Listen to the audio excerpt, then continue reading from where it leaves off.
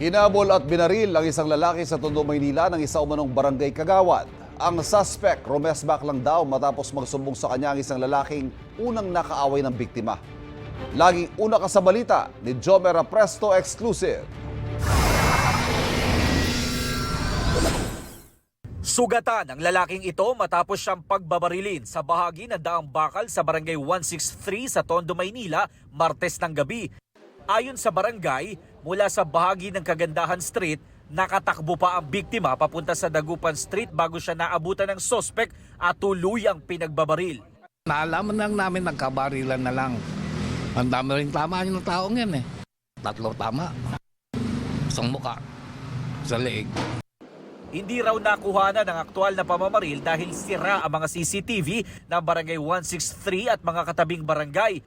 Naisugod naman sa ospital ang biktima na ngayon ay patuloy na nagpapagaling. Ayon sa biktima, nakilala niya ang gunman at pinaghahanap ngayon ng mga otoridad. Ayon sa pulisya, kagawad ng katabing barangay ang sospek sa krimen. Rumesbak umano ang sospek sa sumbong ng isang lalaki na una nang nakaaway ng biktima. Nasa kustodiya ng Abad Santos Police Station ang lalaking unang nakaaway ng biktima. Sinusubukan pa namin siya mahinga ng pahayag. Pinuntahan din namin ang barangay kung saan nagsisilbing kagawad ang sospek pero nakalak ang barangay hall. Patuloy ang backtracking ng mga pulis para mahuli ang gunman.